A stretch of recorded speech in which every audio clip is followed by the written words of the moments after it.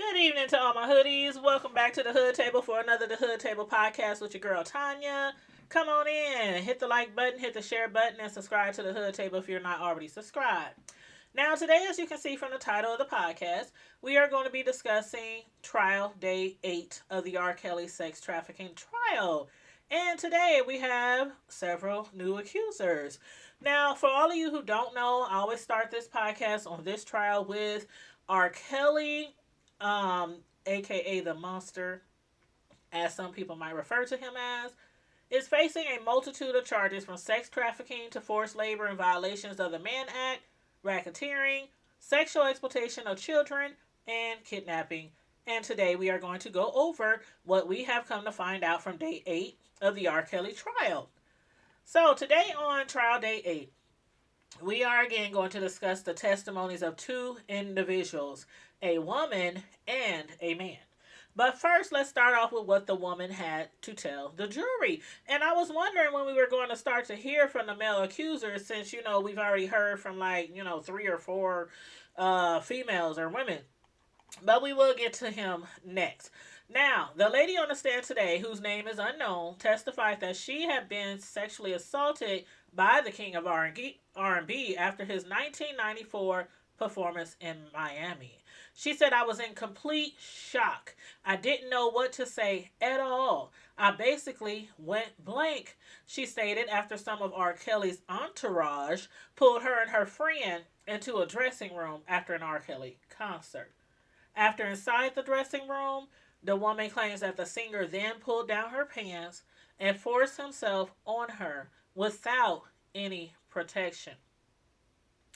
When the act was over with, her and her friend unlocked the dressing room door and took off. The woman stated, because I didn't want to feel more shame and trauma when being cross-examined by defense attorney Devereaux Koenig, because Devereaux Koenig asked her why she would wait more than 2 decades to report an alleged rape to the authorities. Now, I know for some, this question is absurd. Absurd. Due to knowing that every rape victim, responds differently on an assault. On the flip side, others still look at accusers with the side eye when they don't immediately report a rape. In this case, we're of course dealing with a very famous artist who could have and did have any woman he wanted, which is oftentimes why people don't believe some, if not all, of these accusers. Now, before we discuss the male witness who took the stand today, we first heard about this allegation regarding a male and his friend a few weeks ago. R. Kelly has always been accused of recruiting women and girls to engage in illegal sexual activities, but then came two new allegations that have surfaced regarding two 17-year-old boys. We found out a while back that prosecutors are alleging that the singer abused a 17-year-old boy almost 15 years ago. R. Kelly is said to have met the boy at a McDonald's. The singer then invited the boy to a party at his Chicago home. The singer did attend, the boy did attend the party at first with his parents, but was told by R. Kelly to come alone the next time he visits. And just like similar stories told by the singers of their accusers, R. Kelly invited the boy to his studio under the guise of helping and mentoring him with his musical aspirations.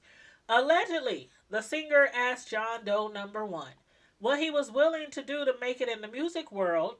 Kelly made it very clear how he wanted John Doe number 1 to engage in sexual activities with him. So with that being said, the male victim who took the stand today is going by the pseudonym Lewis. Lewis, who I assume is also John Doe number 1, told the jury that he was a 17-year-old high school student at the time that he first met R. Kelly.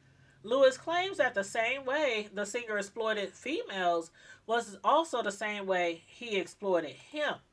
It all happened in the year 2007, he says. Now, keep in mind, it was, in 2006 when R. Kelly's doctor, his longtime doctor, testified that he first knew about R. Kelly maybe contracting the herpes virus. It was that far back that he recalls knowing that R. Kelly might have had herpes. But anyway, Lewis stated that he was lured to the singer's home on the false pretenses that he was going to receive help with jumpstarting his musical career. Kelly asked the alleged victim, who was 17 years old, what I was willing to do for music, the witness said. Lewis responded with, I'll carry your bags, anything you need, I'll be willing to do. And for some reason, I don't know why, but that reminded me of the SWV song, Anything You Want Me to Do, I'll Do It. But anyway, moving right along. Per Lewis, that's not it. That's not it. Is how R. Kelly responded to him. Kelly went on to ask him, has he ever fantasized about having sex with men?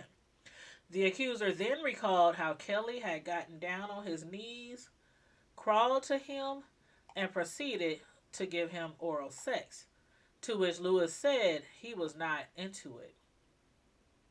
Afterwards, he told him to keep that between the two of them.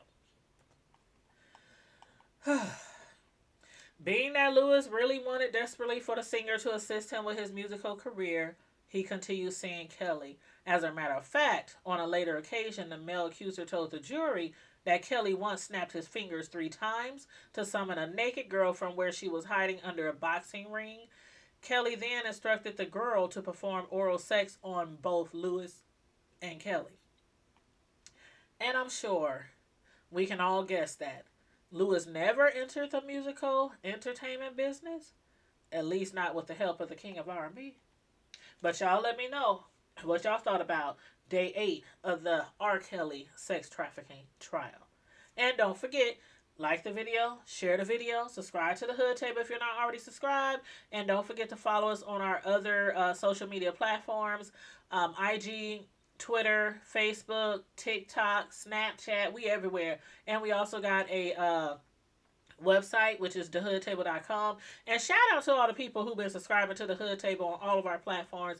I'll be seeing y'all over there on the website, signing up for our monthly newsletters and signing up to become members over there. And the new members that's signing up on the Hood Table to become a member as well. Don't forget, the membership on the Hood Table is $1.99. It's a $1.99 charge. Now YouTube charge you. A lot of the YouTubers, they charge everything from $1.99 to hundreds of dollars to become a member of their channel, on their YouTube channel. But ours is only $1.99, very cheap, very reasonable. So feel free, if you like, to donate $1.99 to the platform.